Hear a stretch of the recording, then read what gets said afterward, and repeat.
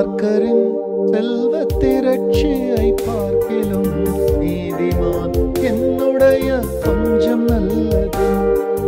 துன்மார்க்கரின் செல்வ திரட்சியை பார்க்கிலும் நீதிமான் என்னுடைய கொஞ்சம் நல்லது.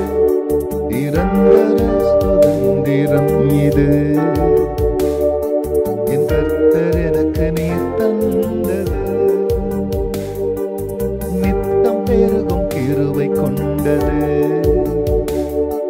என் கர்த்தர் எனக்கு நீர் தந்தது.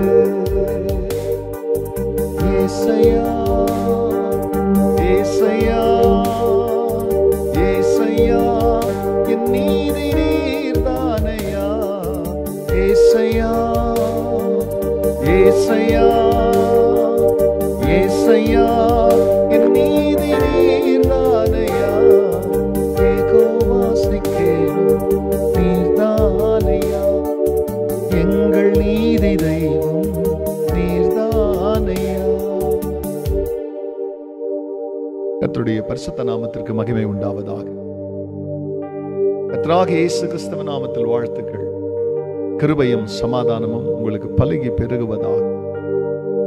அன்பானவர்களே, இந்த நாளிலேயும் நமது ஆண்டவருடைய ஆலோசனையானது மத்தேயு எழுதின சுவிசேஷம் 5ஆம் அதிகாரத்தில் 20ஆம் வசனம். வேதபாரகர் பரிசேயர் என்பவர்களுடைய நீதியிலும் உங்கள் நீதி அதிகமாயிராவிட்டால் பரலோக ராஜ்யத்தில் பிரவேசிக்க மாட்டீர்கள் என்று உங்களுக்கு சொல்லு. அன்பானவர்களே, இதோ நமது ஆண்டவர் இந்த பூமிக்கு இறங்கின நாட்களிலே இஸ்ரேல் தேசத்திலே நிறைய வேதபாரகர்கள். வேதபாரகர் என்றால் they were the scribes, lawyers of the Lord. பரிசேயர் மிகவும் வைராக்கியமாய் வேதத்தை கைக்கொள்ளுகிறதான இந்த பிரியமான இனம். இவர்களுடைய நீதியிலே தேவன் ஒரு மாயமாலத்தை கண்டார். மனிதர்கள் காணும்படியான நீதி. தேவ பார்வையில் அவர்கள் நீதிமான்கள் அல்ல, அல்லது அவருடைய நீதி பரலோகத்திற்கு கொண்டு போகிற அளவுக்கு நீதியானதாகவும் இல்லை.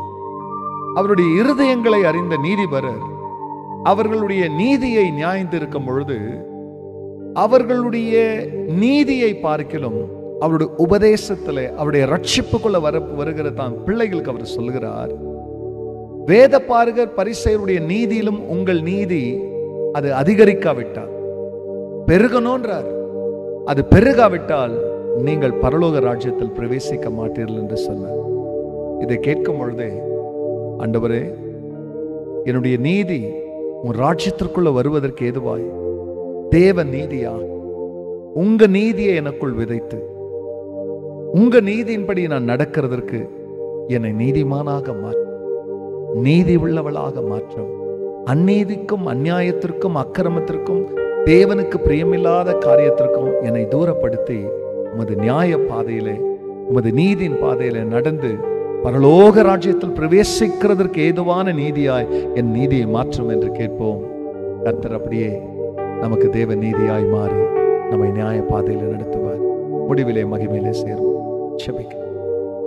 ஆம் பிதாவே, வேதபாரகர் பரிசேயர் என்கிறவர்களுடைய நீதியை பார்க்கலாம். எங்கள் நீதியை அதிகரிக்க சொன்னவர் நீரே எங்கள் நீதியாய் இருக்கிறபடியா தேவ நீதியிலே எங்களை நடத்துகிற எங்கள் தேவ கரத்தில் எங்களை அர்ப்பணிக்கிறோம். உமது ராஜ்யத்திற்குள் நுழைகிற நீதியாக எங்கள் நீதியை மாற்றினதற்காக நன்றி. கேட்கிற ஒவ்வொரு பிள்ளைகளுக்கும் நீதியின் மேல் ஒரு பிரியமும் பாசமும் உண்டாகட்டும். அந்நீதிக்கும் பிள்ளைகளை தூரப்படுத்தி கர்த்தர் செய்ததற்கு நன்றி. இயேசுவின் நாமத்தில் பிதா, ஆமென். என் நீதியை வெளிச்சத்தை போலாக்குவே, என் நியாயத்தை பட்டப்பகல் போலாக்குவே. God bless you, church. Have a blessed day. Amen.